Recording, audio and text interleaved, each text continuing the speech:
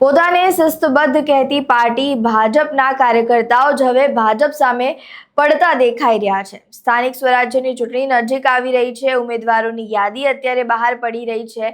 તે વચ્ચે હવે જે કાર્યકર્તાઓ છે તે બળવો કરીને બીજી પાર્ટીમાં જોડાઈ રહ્યા છે। એ પણ એક બે નહીં પરંતુ 200 થી વધારે કાર્યકર્તાઓ। બીજી બાજુ જોવા જઈએ તો જે ઉમેદવારોને ટિકિટ નથી મળી રહી તે ઉમેદવારો પાર્ટી કાર્યાલય જઈને હોબાળો કરી રહ્યા છે। નમસ્કાર, આપ જોઈ રહ્યા છો ચક્રવાત ન્યૂઝ। હું છું આપની સાથે નિધિ।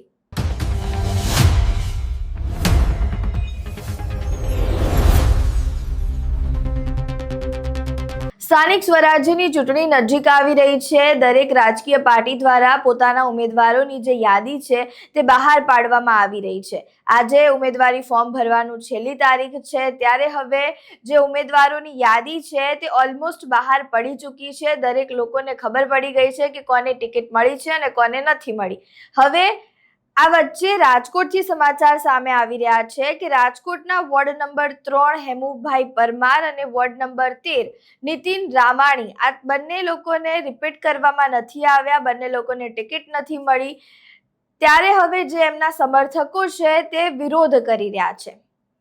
જે હેમુભાઈ પરમાર છે તેમના સમર્થકો કહી રહ્યા છે કે તેમને ટિકિટ કેમ નથી આપવામાં આવી રહી, જ્યારે તેમને રાજકોટ જે વોર્ડ નંબર 3 છે તેના માટે બહુ સારું કામ કર્યું છે। ત્યારે બીજી બાજુ નીતિન રામાણીને ટિકિટ નથી મળી, તેને લઈને હવે તેઓ ખુદ જ પાર્ટી કાર્યાલય પહોંચી ગયા છે અને હોબાળો કરી રહ્યા છે। ત્યારે આ જે સમગ્ર દ્રશ્ય છે તે પહેલા જુઓ।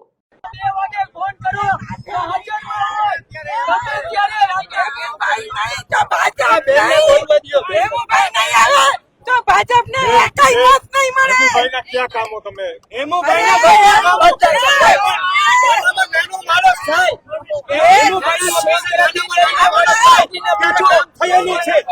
કોઈ નારાજ થઈને નથી ગયો ની ઓફિસેથી। હેમુ ભાઈ કોઈ કામ નથી કર્યું ઈ પૂછવા જાવીએ।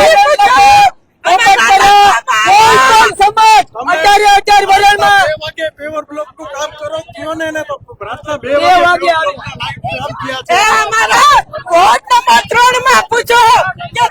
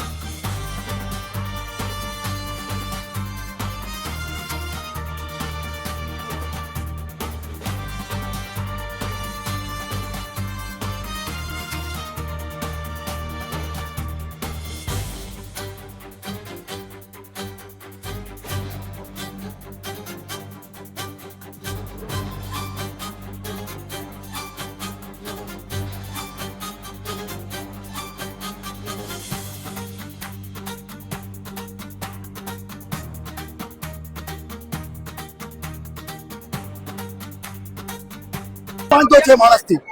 તમારે અડધી રાત્રે ઉઠીને ગમે તે સોસાયટીમાં પૂછો, હેમુભાઈ પરમાર ગમે તે કામ કરે છે, આ વખતે કેમ નહીં? કેમ ટિકિટ નહીં? એને અમે બધા નક્કી કર્યું છે ભાજપને અમે હવે માપ દેવાના જ નથી કોઈ. અમે સોસાયટીમાં કોઈ ક્યાંય અમે જો તમે 500 થી ઓછું ચણા નહીં હોય બધા રહી છે, બધા એવા છે.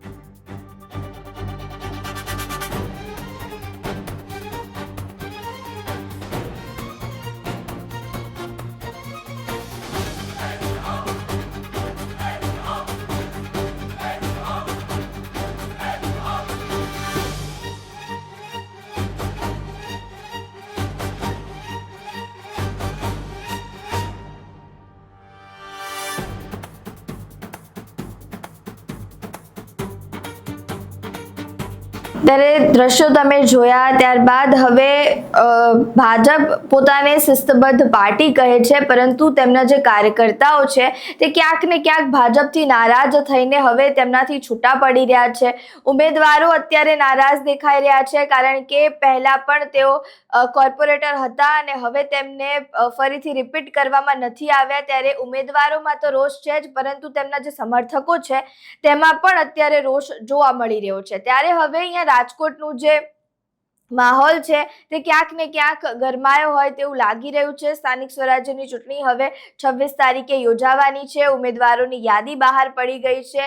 તે વચ્ચે હવે જે રિપીટ નથી કરવામાં આવેલા લોકોને હવે ક્યાંક ને ક્યાંક ખુશી તો ક્યાંક ગમના માહોલ અત્યારે ભાજપ માટે તો જોવા મળી જ રહ્યા છે, કારણ કે ગુજરાતભરમાં જે યાદી જાહેર કરવામાં આવી છે ત્યારબાદ જે દ્રશ્યો સામે આવ્યા છે તે કંઈક આ જ વસ્તુ કહી રહ્યા છે. કારણ કે ઘણા એવા જૂના લોકો છે કે જેમને ભાજપ દ્વારા રિપીટ નથી કરવામાં આવી રહ્યા.